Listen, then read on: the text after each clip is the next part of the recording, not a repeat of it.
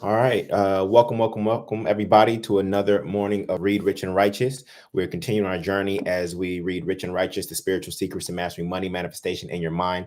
We've been on this journey for about 7 weeks now. We started mid-November. We've been reading about 4 to 8 pages per day as we seek to make sure that we stay in an abundance mindset, especially as the collective consciousness continues to speak about recession. This is the programming that they're pounding into your mind, right? And we know when we look at the world from an abundance standpoint, that recession just means sell.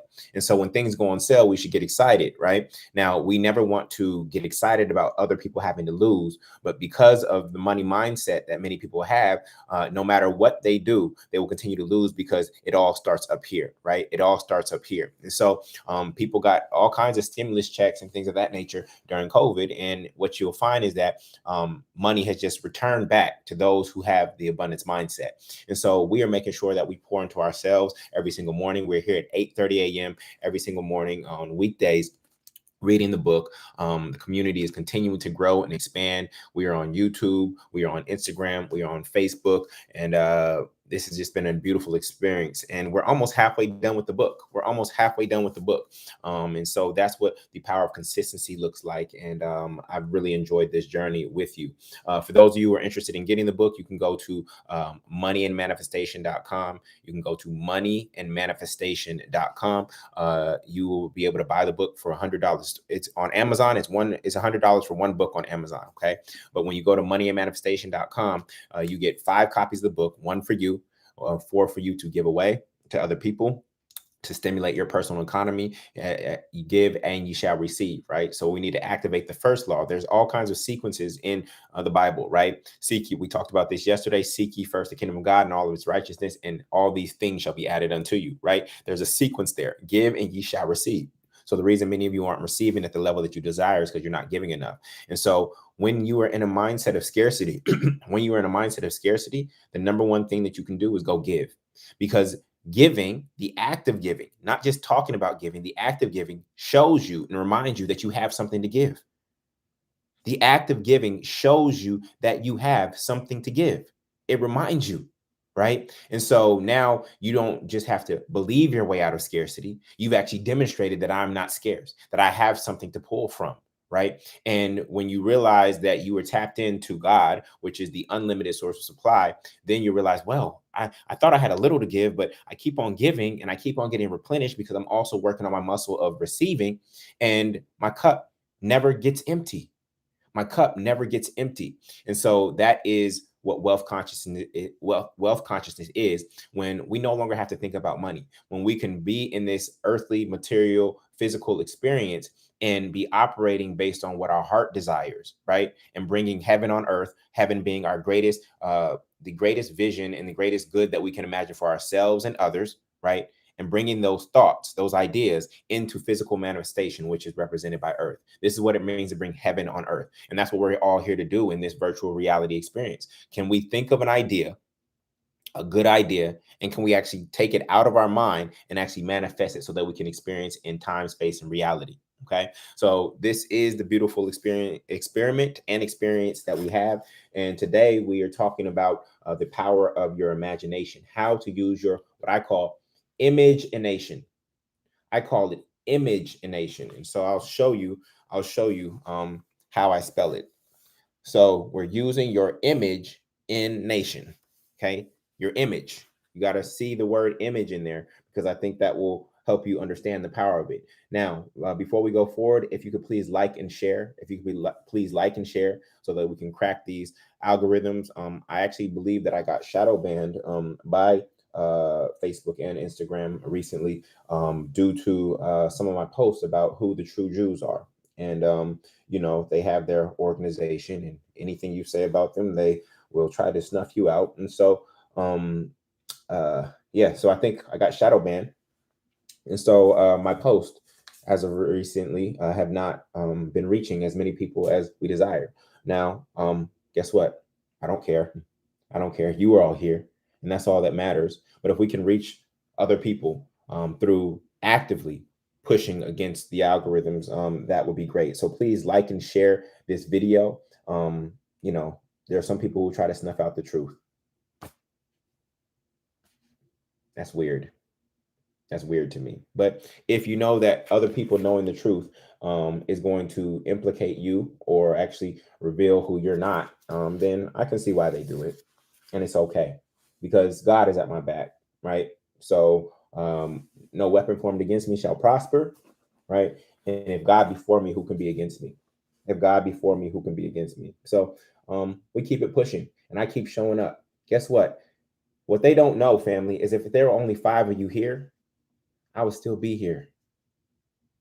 If there were only 5 of you here, I would still be here.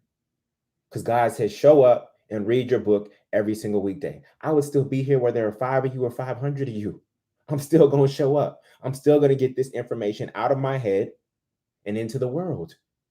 So it does not matter. The numbers don't matter to me. Jesus started with a group of 12, family. With a group of 12. The numbers don't matter to me. I'm going to show up regardless. I don't care about vanity metrics. All right. Now, to the extent that we can use these platforms to get the message out, I'm grateful for them. Okay. But it's all good either way. Marcus Garvey didn't have the internet, and he organized hundreds and thousands of people without the internet. So you cutting me off or attempting to cut me off in any kind of way, shrug my shoulders and I keep doing what I do other ways. All right. So we're going to keep it pushing. We are on page 191.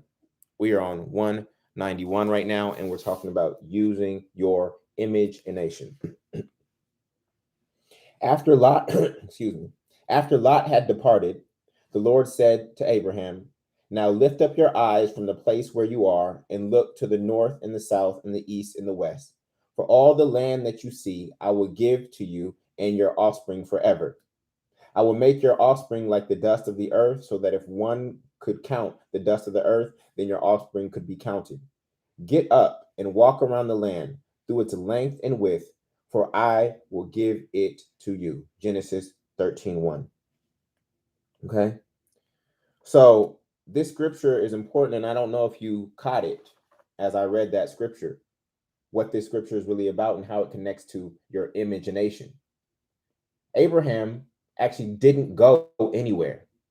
When it's talking about get up, it was not get up and go walk this entire breadth of land. Why? Because there were enemies in that land, quote unquote enemies in that land. That's if you take the Bible literally. Okay. So Abraham couldn't just get up and walk the land. So where did he get up to do? Where did he go? Where did he go? What does get up mean, family? It means that he elevated in consciousness. He elevated in consciousness. In the same way that if I'm at the Empire State Building, right, in New York, and I'm on the ground floor, I can only see so much, right? In fact, all I'm going to see is buildings and buildings and buildings and people and people. But if I actually get up and elevate to the top level, and if I elevate in consciousness, and now I'm closer to having a God's eye view of New York City, then guess what? I can see more. Without actually walking through all of New York, I can see all of New York because I elevated in consciousness. Okay, so get up is actually elevating in consciousness and rising up so that we can see more. Many of us are in poverty consciousness, so we only see money from a certain level. We only see money as something we need to pay bills. But when you elevate in towards wealth consciousness, you realize that money is just stored energy. It is an inert spiritual substance that we can use to do good in God's work in this world. So at every level of consciousness, you start to see new things and new possibilities that you could not see from lower levels of consciousness. Okay. That's Genesis 13:1. We're on page 191. All right. So whoever you want to be and wherever you want to go, you must go there in your mind first. You must go there in your mind first. Abraham was commanded to lift up his eyes from the lower place he was in and to go experience the land before it was actually given to him. Everything manifests twice, 2 times. This is why you must become a multimillionaire. Everything manifests twice, first in your mind and then in the material. If you want to be a millionaire, you must become a multimillionaire, first in your mind and then with your money. This is where the power of your imagination right? The images that you see inside of you, also known as visualization, comes into play. When you become a deliberate creator, you can use what I call deliberate deja vu. Deliberate deja vu. Deja vu is the feeling that one has lived through the present situation before. The phrase literally translates as already seen. And anything that we want must be seen with our mind's eye first. How many of you have had deja vu? Type me if you've had deja vu. Type me if you've had deja vu recently. Okay? Where you feel like, whoa, I already experienced that. Is this happening again? Right? Well, guess what? It does not just have to be a random occurrence. We can engage in what I call deliberate deja vu, where we are imagining something with our two eyes closed. We are imagining something with our mind's eye, with our third eye, so that when it then shows up in our material experience with our two eyes, we recognize it. We've actually already rehearsed it. We've actually already rehearsed it. And by rehearsing it, it increases our chances of one, being able to recognize it when it comes and to succeed. We've rehearsed it in our mind already. And therefore, we are attracting that experience to us already. It is now a possibility. It wasn't even in the multiple choice set before. You only were choosing from A, B, C, and D because that's what society gave to you. This is why we had so many standardized tests. They were training you to choose from a limited option that you were given. But when you tap into your imagination, there is E, F, G, H, I, J, K, L. You realize that you're not limited by the A, B, C, D on a multiple choice test. Life isn't just some multiple choice test that you have to get the right answer from, because the right answer is the answer that is most in alignment with you and most in alignment with God, not the options that they gave to you. They gave to you, go to the military, go to college, or be broke. Those are the options that they gave to you. They gave to you, get a job. That's like the only option they gave to you in terms of money. But we know that there are millions of ways to make money. Okay? Millions of ways to make money. So we have to get beyond multiple choice test thinking. And anytime you're presented with what looks like a multiple choice options by society and by life, that's where you tap into your imagination and go in and say, are there other possibilities that I cannot see with my two physical eyes at this moment? God, what other possibilities are present here in this moment that my two eyes, my physical eyes, cannot see? Let me explore those options in addition to the ones that I've been presented, and then let me choose from that expanded decision set. Don't let me just choose from what my two physical eyes see. I do not want to be limited by this physical reality. I know my imagination has the power to create opportunities and possibilities that I cannot see with my physical eyes.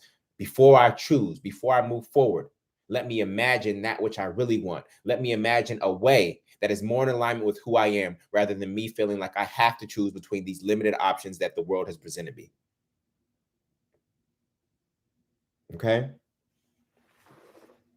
So again, when you become a deliberate creator, you can use what I call deliberate deja vu. Deja vu is the feeling that one has lived through the present situation before. The phrase translates literally as already seen. You've already seen it up here. Okay. And anything that we want must be seen with our mind's eye first. All right.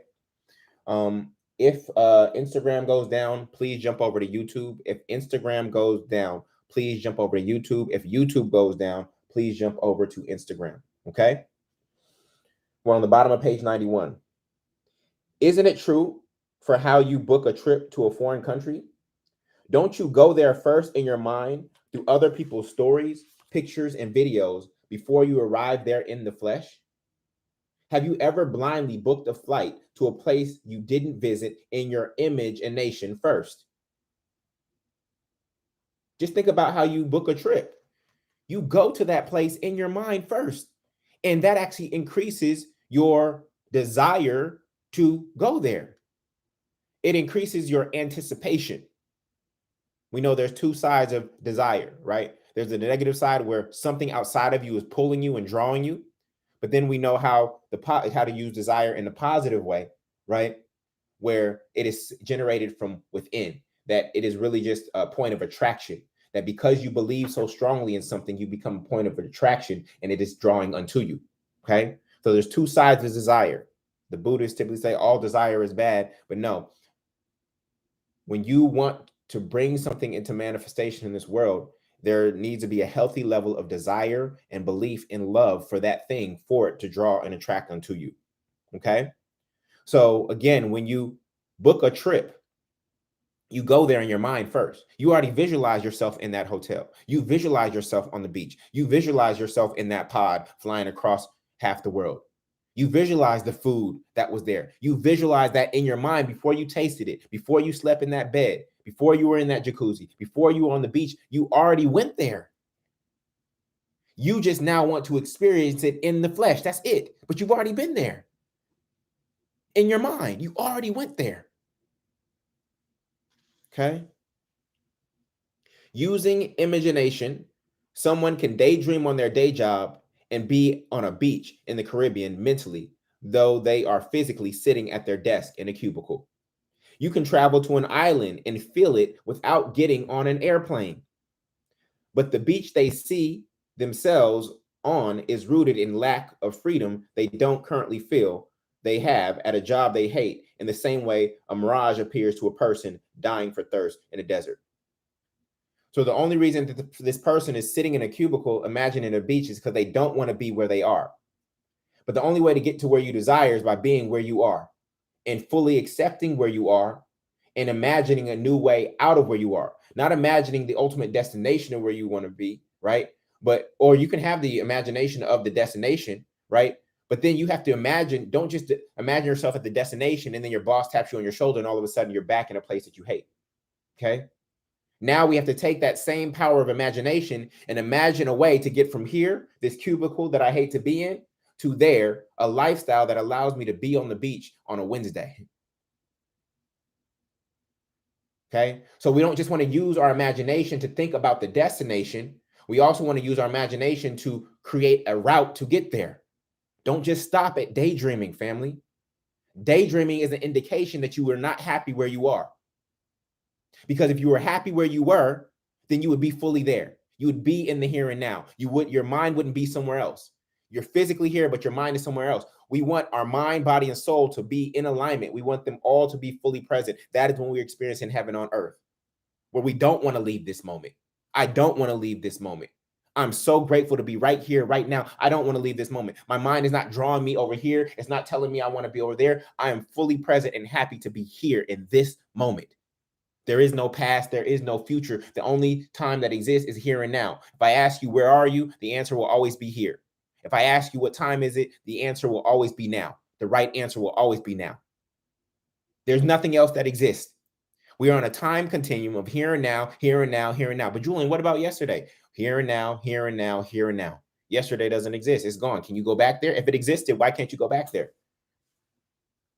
You can try to go back there mentally, but then you're still grasping onto something that was old. You had an old relationship that ended, right? And you're still there. You're grasping onto something that no longer exists because the only thing that exists is the here and now. The kingdom of heaven is in your midst. It is here and now. It is not after you die. It wasn't here before.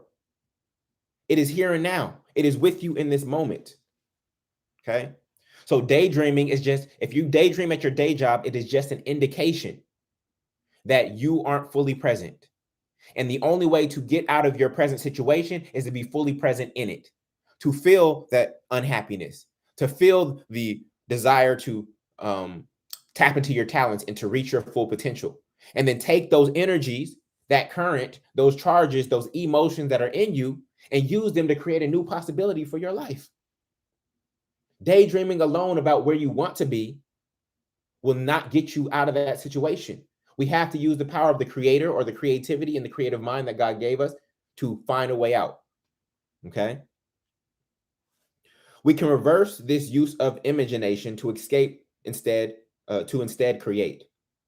The same muscle of your imagination can help you create a life you don't need to vacate from. Every action except program reactions is premeditated. Okay. Premeditated. Before you make a sandwich, you think to yourself, I'm going to make a sandwich. And then neurons fire. And because you've made so many sandwiches, you don't even have to think about it because neurons that are wired together fire together. The feeling of hunger led to a thought of a sandwich, which led to a physical action and ultimately the manifestation. Okay. So manifestation is unfolding in your life every single day. We just want to use it to manifest things that are greater than what you're manifesting. If you just manifested a bologna sandwich in your lunch, that's a manifestation. Okay. But we want to use that same example, say, wait, I manifested a bologna sandwich,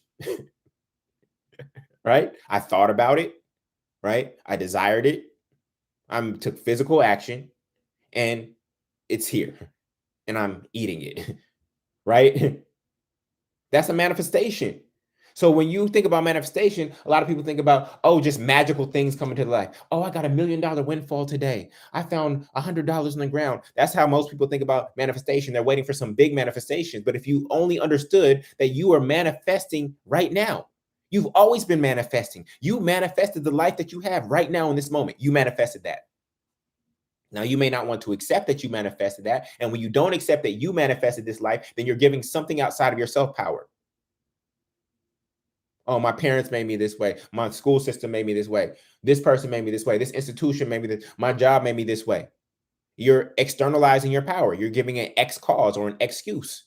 Until you accept the full responsibility that you manifested the life that you have, only then can you actually manifest a greater life. And Jesus said, I know that you will do even greater things than these. As you step into this awareness that I've been a manifester the entire time. I've just been choosing to manifest smaller things than I desire. I've just been choosing to manifest things that I did not like out of fear, out of safety, out of security. But you have always been manifesting. You can't turn it off. You can't turn it off. So it's not a question of how do I manifest, Jullien? The real question is, am I manifesting that which I desire? Am I manifesting that which I need and want? That's it. We also hear terminology like premeditated murder, and we understand premeditation is a negative. We understand premeditation in a negative context, but the same laws can apply to positive creation through premeditated manifestation. Okay, we can engage in premeditated love. How about you engage in premeditated love? What would premeditated love look like? If you close your eyes and you just premeditated love, what would that look like? Premeditated wealth, premeditated freedom, premeditated success, premeditated best-selling books, premeditated jobs, premeditated health, premeditated homes, cars, or recovery. You can use the same power of premeditation for anything that you desire. Again, we only understand premeditated murder, right? That means that somebody thought about the murder before they actually took the action. But murder is a negative thing. It is out of alignment with God because God is about life, and here we have death. Now, death is part of life. It is all universal. But when somebody intentionally cuts off life of somebody else, then we know that that is in the negative realm, that is not of God, right? It actually, to be honest with you, it's actually all in God, but it is not what a God would choose, okay?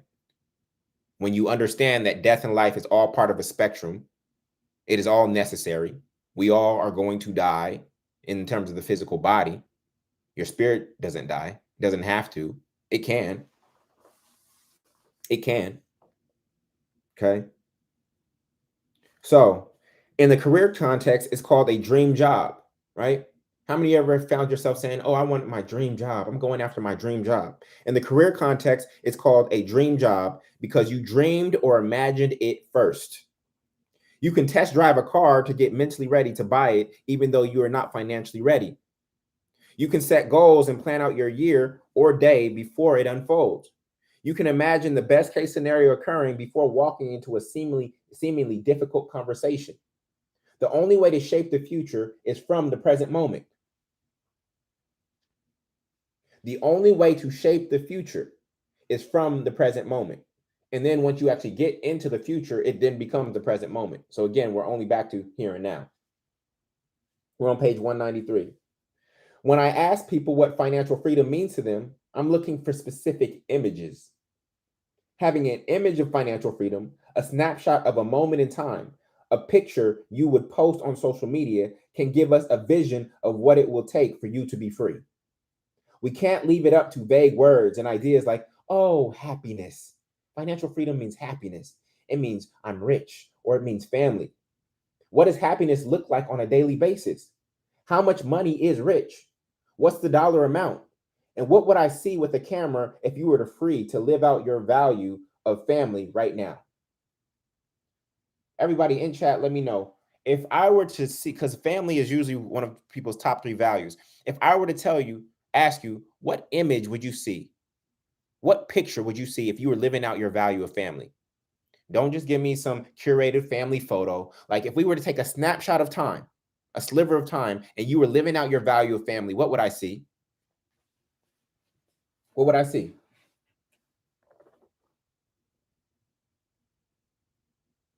What would I see?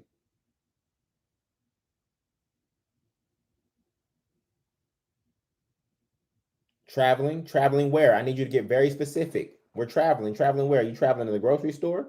See? Stop using this vague language, family. You traveling to the grocery store? Where are we traveling? How many of us are there? What are we doing? A group of us laughing and playing, interacting. Togetherness and love, that's too vague. I need to see a picture. I need to see a picture. What are you doing? Give me a descriptive, picture of that moment. There we go. Sand, water, and trees.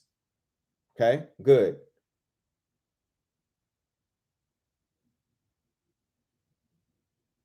You're still giving me vague language, family. There we go. Dr. Asher said, me, my hubby, and children on the beach smiling in the middle of the week.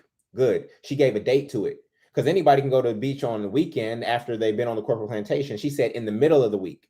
She wants the freedom. So that image lets me know that she wants the freedom to be able to go and travel with her family whenever we want. So what? Does that mean homeschool? Could that mean homeschool? Right? Does that mean that both her husband and her income are portable? That they aren't locked to a physical destination?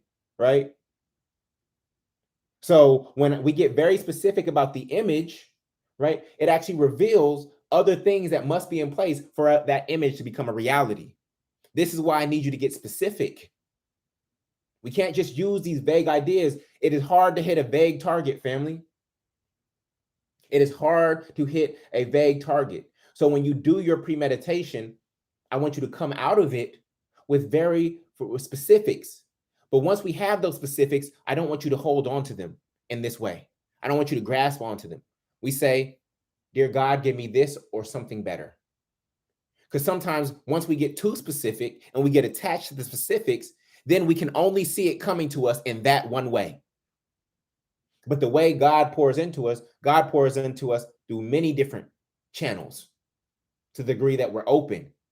And so we never want to get so specific that we think that this is the only way that it can come. Some of you on your vision boards have your description of your husband. You got your description of your wife. She's this tall, he's this tall, this skin tone, this kind of body, this and that. And you got so fixated on the physical description that he or she has walked by you several times and you missed them because you weren't looking at the character. You got so fixated on how it had to come to you that you missed out on your blessing. So we go into specifics for the exercise of it, for the description, because those specifics reveal other things that need to be in place for us to have that thing. But we never get so attached to the specifics that we think that it's the only way that it can come to us. Is this clear? Okay, we're on page 193. We have 2.5 pages left. All right. With social media, many people post filtered, edited, curated pictures of themselves. For example, skydiving pictures are common, but experiences like this don't make up a majority of one's life. First and foremost, the free fall portion of skydiving typically only lasts 1 minute. Secondly, skydiving is pretty safe. And third, many people do it. I fully support someone overcoming any fear, like the fear of heights. But who I am inspired by are the people who are trying to fly every day, such as people who are pursuing their dream without a parachute, the people who committed to dreaming as long as they are awake, the people who are doing things that have never been done before and creating things that have never been seen. I'm not inspired by a skydiving picture, family. I'm not inspired by a skydiving picture. Because as soon as that skydiving is over, you're going straight back to the corporate plantation and doing work that you hate that is not in alignment with your purpose. So you're putting up this skydiving picture as if you're courageous, and you were courageous in that moment, but when it came to real day-to-day life, you're not courageous.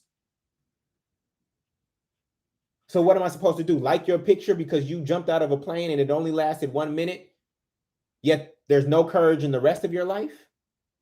No. I'm inspired by the people who are trying to fly every day, not just for a picture for Instagram. People who are pursuing their dream without a parachute. People who are committed to dreaming as long as they are awake. And the people who are doing things that have never been done before and creating things that have never been seen before. That's who inspires me.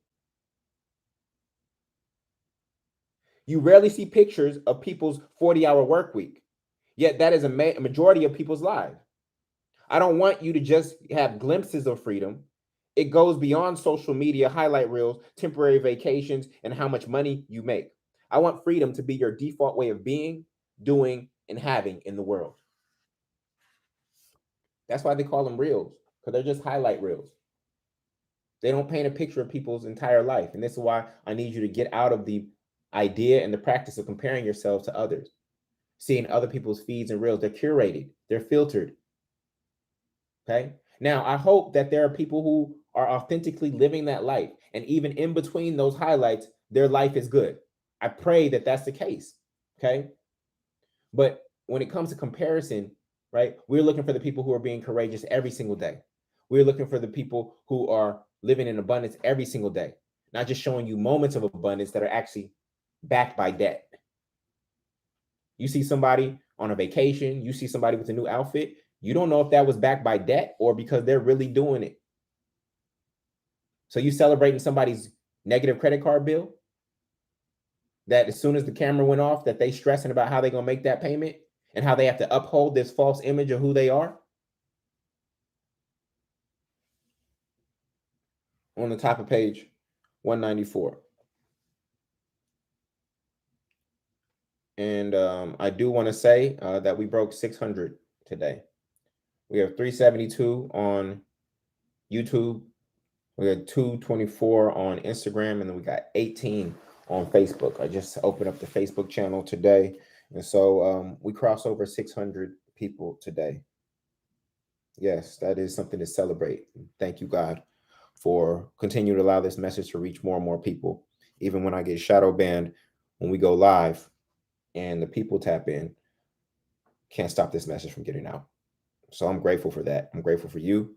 And yeah, can't be stopped.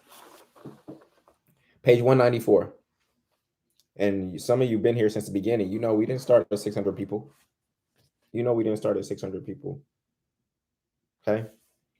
Page 194. Earlier, we discussed how financial freedom means different things to different people. Since freedom is the ultimate feeling we are seeking, what financial number will get us to that feeling? What after-tax dollar amount do you need to earn to afford and sustain the lifestyle you desire without selling your soul? In less than an hour using the internet, you could cost out the actual life you desire, from the mortgage on the house you want to the car you want to drive, and the tuition at the school you want your kid to go to, and the trips you want to take. So that rich is a specific dollar amount. I think you will find that that number isn't as big as you imagine, and that you are closer than you think. Even if it does feel far-fetched at first, at least you have a specific target now.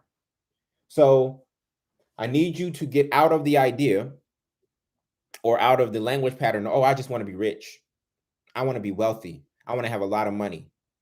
I need you to get in to the specifics. What dollar amount do you need to have the lifestyle of freedom you desire to live in your God-given purpose? You can calculate that literally in an hour. And that's one of the exercises in the Rituals Workbook. One of the exercises for you to cost out the life that you desire. And when you cost that out, when you look at how much it's going to cost you monthly to have that life, to have that house, to have that car, to have your kids going to that certain school, to have the private chef, to have the wardrobe that you want, when you cost that out, I think you'll be surprised that you do not need as much money as you thought you needed in order to get there, and that you are therefore closer to having the lifestyle that you desire than you could have imagined. But the rat race will convince you that you just have to keep on running and running, running and running and running. But if you just pause and say, how hard do I actually have to run to get to the life that I desire? And so that is an exercise I challenge all of you to do this weekend. All right. For those of you not coming to Generational Wealth Conference, Generational Wealth Conference is about to go in. Okay. But as an exercise, I encourage you to do. How much does that house that I actually want cost in terms of mortgage, insurance, right? Property taxes, etc. How much does that car that I actually want cost, right? How much is the note? How much is the insurance? How much is the maintenance? How much is the gas? How much is the school that I want my 2 kids that I don't have yet to go to? What's tuition like? And what will it be 7 years from now when I have those kids and they're ready to start? How much is a nanny? How much is a food service or a private chef? How much is that vacation that I actually desire? I want you to actually go through that exercise. How much is that couch and that furniture that I want to go into the house? How much is it for me to go to the massage place every 2 weeks, to get my nails done every 2 weeks, to get my hair done the way that I like? How much is that going to be? And when you add up all those things in terms of one, the initial cost, and then the monthly cost, I think that you will find that the lifestyle you desire does not cost as much as you thought. Okay. Now you actually have a target. And once we have a target, it's actually easier to hit a target than to hit some vague thing called rich, to hit this vague thing called a lot of money, this vague thing called wealth. Because wealth is you actually living out heaven on earth. That is wealth. That is freedom. And so we can cost out how to get there. Okay. Page 194. For example, one person I asked said, freedom would be to have my spouse with me while we work from our laptops in various countries. So that was similar to the one that I read earlier, okay, from the chat. That is a specific snapshot, whereas location independence is vague. So this person said, oh, yeah, I want location independence. That's vague. That's vague. But freedom would mean having my spouse be with me while we work from our laptops in various countries. That specific image gives me all kinds of information. A picture speaks 1,000 words, right? So when you picture something in your mind, you've picked your desired reality. You've picked your desired reality. Just like putting a puzzle together, you start by looking at the picture on the box and fill in the missing pieces one by one as you go. From the more specific image, we can extract all of the pieces this person would need to have in place to feel free and cost those things out. It is clear that this person, and actually I'm going to ask for your help right now. Okay. So based on this person wanting to have their spouse be with them while working from our laptops in various countries, what are some other things that you know that they will need based on that image? Let's see if you can think through it. Let's see if you can think through it.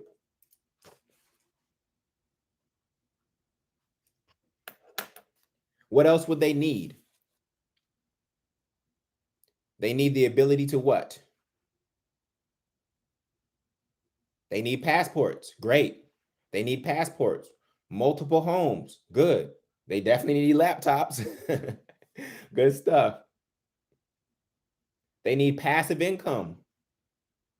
They need clothing. They need flights and hotels. Their income needs to be portable. They need to get married. Multiple streams of income. Great internet. The ability to work remotely. An online business. Supportive family. Good. A list of destinations. Beautiful. Okay. So that one picture reveals to us more about what this particular individual desires. It is clear that this person would need to free their significant other too. So sometimes your vision board, when you create vision boards selfishly, your vision board is about you being free. But what about your spouse? If you're gonna be free, you know what that you soon come to the realization that if I want to be free and I want to be free with the people that I love, then guess what? I gotta free them too. It can't just be me that's free. So we would need to free, they would need to free their significant other too, not just themselves. Okay. It's clear that this person doesn't want to be tied to a location. So home ownership may not be part of their vision unless it's multifamily real estate, right? That pays them. This person would also likely isn't considering kids at the moment or may need to find a nanny to travel with them. Okay. This person may need storage if they have things they value, since they will likely be traveling, uh, light. And then they need to generate income online, likely through virtual and or product-based business. So when you get very specific about the image in your imagination, okay, it starts to reveal the other things that need to be in place for you actually to have that image, to experience that image in real time. All right.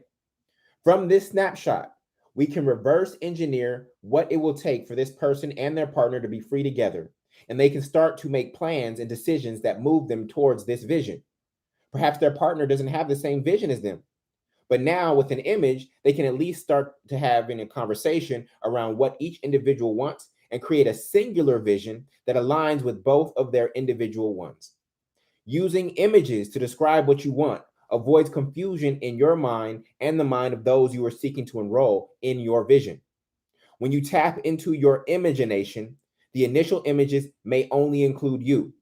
But as you begin to fill in the vision with more detail, you start to realize that other people are included and involved, such as significant others, kids, parents, employers, clients, teams, and ultimately you create your own nation. So if you were wondering where the word nation comes from in imagination, when your vision is big enough and it expands beyond you, you realize that you will actually need a village or a nation to have that vision unfold. That is where nation comes in.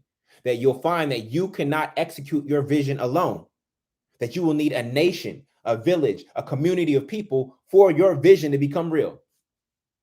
There's no picking up yourself by your own bootstraps. People say that all the time. Well, guess what? You didn't make the bootstraps. So you think you doing it all on your own. You didn't make the bootstraps. So that in of itself means that you can't do this alone. So again, as you build out your vision as a series of images, because when you have vision, what do you see? You see images. You see something.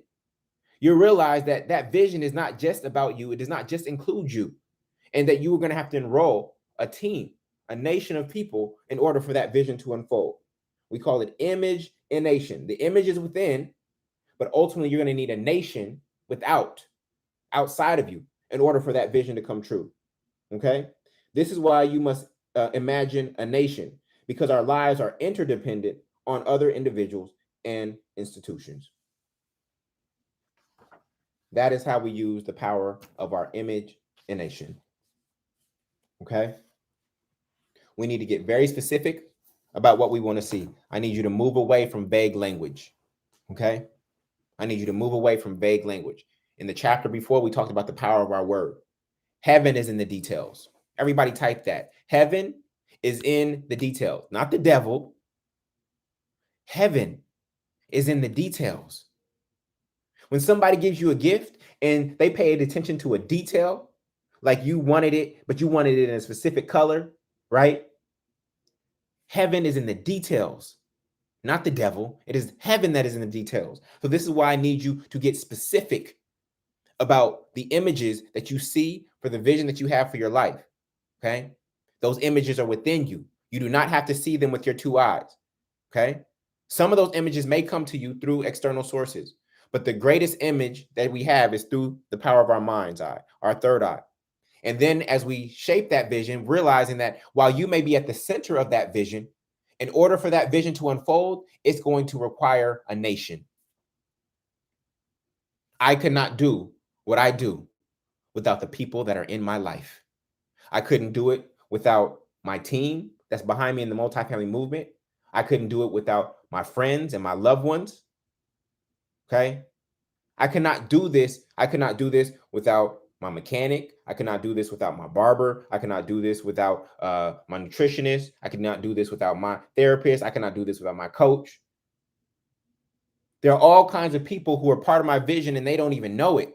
Some do know it. Some are fully aware that they are part of my vision. They're not here to serve me because in many ways I serve them. Okay.